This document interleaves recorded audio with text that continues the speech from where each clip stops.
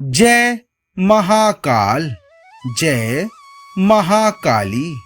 माँ कालिका पुराण अध्याय मार्कंडेय कथन। श्री मार्कंडेय महर्षि जी ने कहा कि प्रजापति दक्ष की एक पुत्री नाम से सुरभि हुई थी। वह गौओं की माता थी और वह महाभाग सभी लोगों के उपकार करने वाली थी। प्रजापति कश्यप से उनके उदर से एक तनिया ने जन्म ग्रहण किया था। नाम से वह रोहिणी थी। वह शुभ्रा और मनुष्यों के संपूर्ण कामनाओं का दोहन करने वाली थी।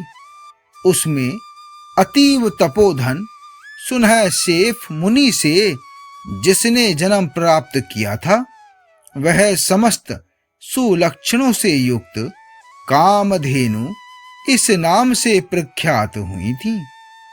वह सितमेघ के सदृश थी और चारों वेदों के चरणों वाली थी। वह अपने चारों स्तनों के द्वारा धर्म, अर्थ और कामों के प्रसव करने वाली थी। सुवर्ण के समान शरीर वाली उस कामधेनु ने जो सती थी, बहुत काल के होने पर निर्मल और परम मनोहर यौवन को प्राप्त किया था। मेरु पर्वत के पृष्ठभाग पर संचरण करती हुई चारु स्वरूप वाली सुंदर लक्षणों से समन्वित उसको बेताल ने देखा था और उसका सौंदर्य देखकर बेताल के हृदय में काम वासना समुत्पन्न हो गई थी। उस कामधेनु ने उस बेताल को कामुक जानकर पशु धर्म से स्वयं ही उस चंद्रशेखर के पुत्र का सेवन किया था।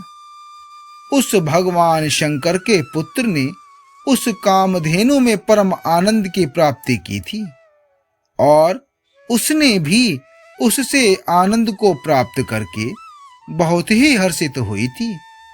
उन दोनों में सुरत क्रीड़ा में प्रवृत्त हो जाने पर गर्भ स्थित हो गया था। जब प्रसव काल में प्राप्त हुआ तो उस समय में उसने महावृष को प्रसूत किया था। वह थोड़े ही समय में सुमहान वृषभ हो गया था। उसके बहुत बड़ा ककुद था और सुंदर सींगों से वह युक्त था। उत्क्षेपण करके विचलित दोनों कानों वाला था और बहुत लंबी उसकी पूंछ थी। वह ककुद से सींगों से और कानों से सित अभ्र के ही समान था।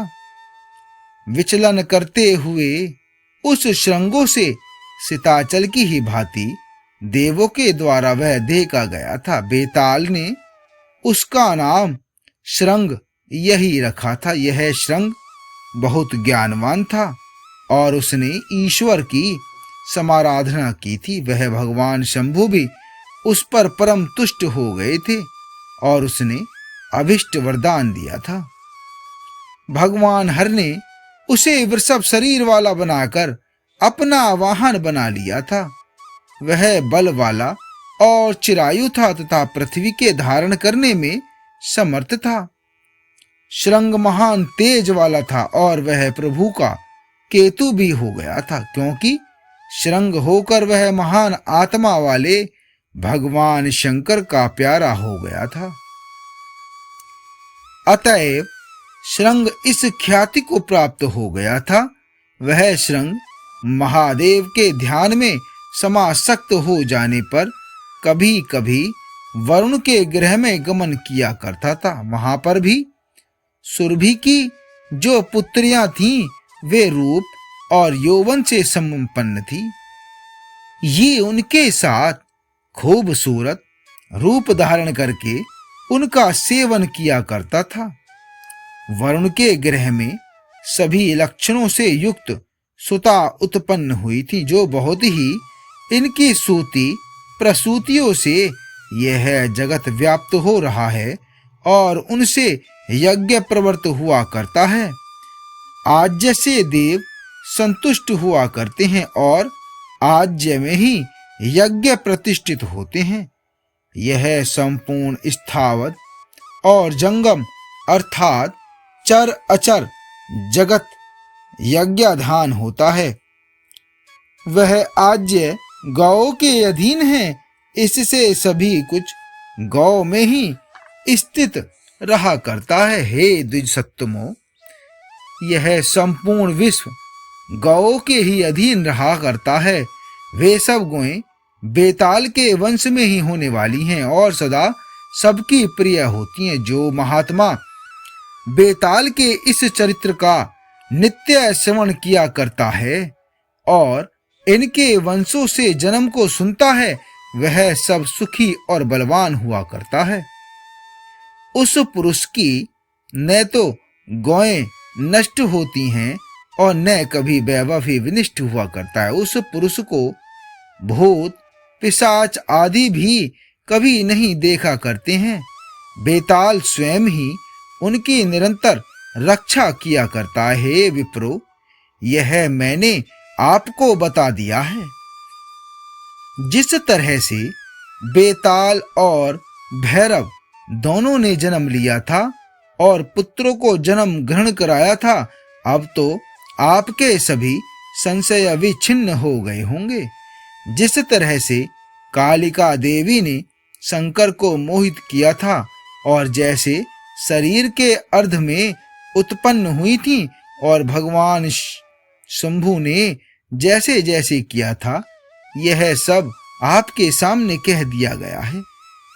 जो मनुष्य कालिका के लिए आपको नमस्कार है ऐसा स्वयं कहता है, उस पुरुष के हाथ में ही मुक्ति तो स्थित रहा करती है और तीनों का अर्थात धर्म अर्थ काम का वर्ग मुक्ति के ही वश में रहने वाला इनका अनुगामी हुआ करता है। इस रीति से परम पुण्य में कालिका नाम वाला पुराण आपको वर्णित करके सुना दिया गया है। जो मंत्रों से परिपूर्ण है, शुद्ध ज्ञान को देने वाला, कामनाओं का दाता, परम श्रेष्ठ है। हे द्विजगणों, यह लोक में और वेदों में भी परम गोपनीय है। इसके लिए देव गंधर्व और सिद्ध आदि सभी सदा स्पर्धा किया करते हैं। इस पर उत्तम कालिका नामक पुराणामृत को महात्मा वशिष्ठ ने मुझसे ही सुना था और अध्ययन किया था। यह कामरूप सुरालय में भी इसी कारण से गुप्त है। हे महर्षि गणों, उसको इस समय में प्रकट करके ही भली भांति आख्यात किया गया है। आप लोग भी इसको नहीं दें, यह सर्वदा लोकों में गोपनीय करने योग्य है। जो शठ हो, चंचल चित्त वाला हो, नास्तिक हो, अविजित आत्मा वाला हो, भक्ति और श्रद्धा से रहित हो, उसको इसे कभी भी नहीं देना चाहिए। जो एक बार भी इस कालिका पुराण का पाठ करता है, वह सभी कामनाओं को प्राप्त करके अमृत तत्व अर्थात देवत्व को प्राप्त किया करता है।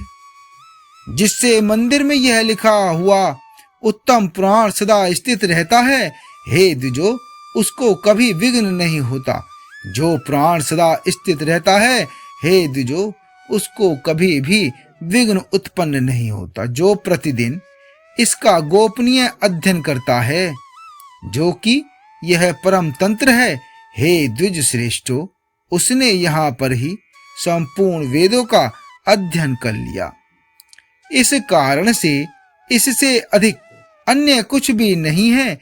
विलक्षण पुरुष इसके अध्ययन से कृतकृत्य हो जाता है। इसके अध्ययन तथा श्रवण करने वाला पुरुष परम सुखी तथा लोक में बलवान और दीर्घ आयु वाला भी हो जाता है। जो निरंतर लोक का पालन करता है और अंत में विनाश करने वाला है, यह संपूर्ण भ्रम या अभ्रम से युक्त है, मेरा ही स्वरूप है। अतएव उसके लिए नमस्कार है। योगियों के हृदय में जिसका प्रपंच प्रधान पुरुष है, जो पुराणों के अधिपति भगवान विष्णु और वह भगवान शिव आप सबके ऊपर प्रसन्न हो, जो उग्र हेतु हैं, पुराण पुरुष हैं, जो शाश्वत तथा सनातन रूप ईश्वर हैं, जो पुराणों का करने वाला और वेदों तथा पुराणों के द्वारा जानने के योग्य हैं, उस पुराण शेष के लिए मैं स्तवन करता हूँ और अभिवादन करता हूँ।